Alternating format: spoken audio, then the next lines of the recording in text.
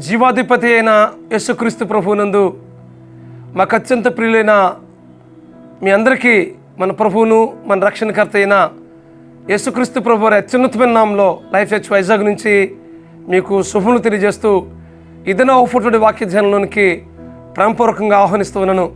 ఈరోజు యెషయా గ్రంథం 60వ అధ్యాయం 15వ వచనం చదువుకుందాం.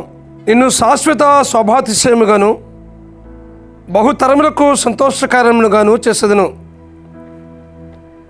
ఇది గొప్ప వాగ్దానం.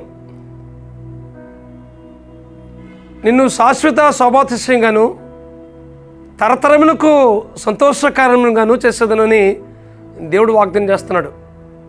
అయితే ఈ వాక్యం ఉంటుంది మీ జీవితంలో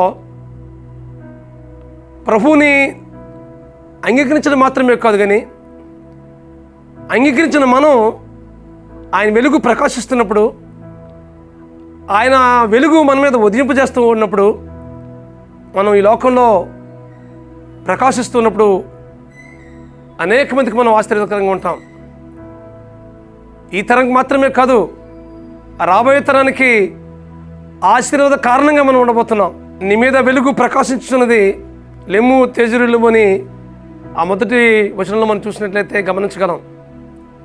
60వ అధ్యాయం మొదటి వచనం చూసినట్లయితే, లెమ్ము తేజరిల్లుము, యెహోవా మహిమ నీ మీద ఉదయించును అని దేవుని వాక్యం మాట్లాడుతుంది. ఈ చీకటి లోకంలో మనం వెలుగు సంబంధంగా జీవించాలని, మనం అనేక మందికి దీవెనకరంగా ఉండాలని దేవుడు ఇష్టపడుతున్నాడు.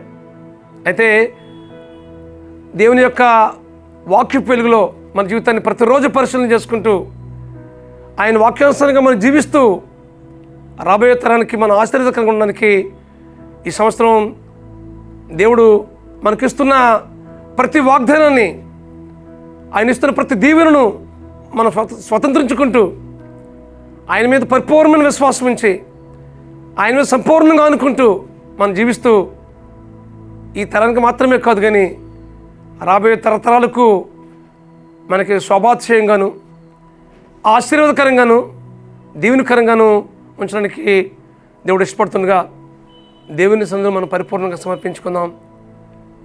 ఇదిగో ప్రభువా, నేను దీవించబడ్డం మాత్రమే కాదు, కానీ ప్రభువా, నేను అనేక మందికి దీవెన కారణంగా అనేక మందికి ఆశీర్వాదకరంగా ఉండడానికి కృప చూపించి ప్రభు అని దేవుని సన్నిధిలో మనకు సమర్పించుకుందాం. అటు కృప పరిశుద్ధాత్మ దేవుడు మీకు అనుగ్రహించి నడిపించును గాక. ప్రార్థన చేసుకుందాం. బ్రహ్మస్వరూపుడా, మహాకృపగల మా తండ్రి, ఇదేనన్నా మా ప్రియులకు ఇస్తున్న వాగ్దానాన్ని బట్టి ప్రభు మీకు స్తోత్రాలు. నిన్ను శాశ్వత స్వాభాతిశయంగాను బహుతరములకు సంతోష కారణంగాను చేస్తారని దినాన్ని వాగ్దానం చేస్తావు ప్రభువా. మేము దీవించబడ్డ మాత్రమే కాదు, కానీ ప్రభువా, రాబోయే తరాలకు దీవెనకరంగా ఉండడానికి మా జీవితాలు కట్టండి, మా కుటుంబాలు కట్టండి ప్రభువా. రాబోయే కుటుంబాలకు ప్రభువా, రాబోయే తరాలకు మేము ఆశీర్వాదకరంగా ఉండడానికి మీ కృపాకార్యాన్ని మా పట్ల జరిగించవలసిందిగా ప్రార్థిస్తున్నాం ప్రభువా.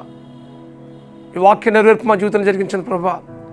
ఈ చీకటి లోకంలో మేము ప్రకాశించడానికి ఇదిగో ప్రభువా, మీరు మా పట్ల ఉదయింపజేస్తున్న మీ వాక్యపు వెలుగులో మా జీవితాల్ని సరిచేసుకుంటూ, మీ వాక్యపు వెలుగులో మా జీవితాలు కట్టుకుంటూ మేము ప్రకాశిస్తూ అనేక మంది చీకట్లను వారికి ప్రభావ వెలుగులను నడిపించడానికి, మా జీవితాలు కారణంగా ఉండడానికి, దీవెనకరంగా ఉండడానికి, రాబోయే తరాలకు ప్రభావ మేము ఆశీర్వాదకరంగా ఉండడానికి కృప చూపించమని మా ప్రభువును మా రక్షకుడునైన యేసు నామములో ప్రార్థించబడుకుంటున్నాం మా పరమ తండ్రి. ఆమేన్, ఆమేన్, ఆమేన్. మీకు శాశ్వత స్వాభాతిశయంగాను బహుతరములకు సంతోష కారణంగాను దేవుడు ఉంచుట్లో పరిశుద్ధాత్మ దేవుడు మీకు సహాయం చేసి నడిపించును గాక. God bless you friends. Have a wonderful day. God bless you.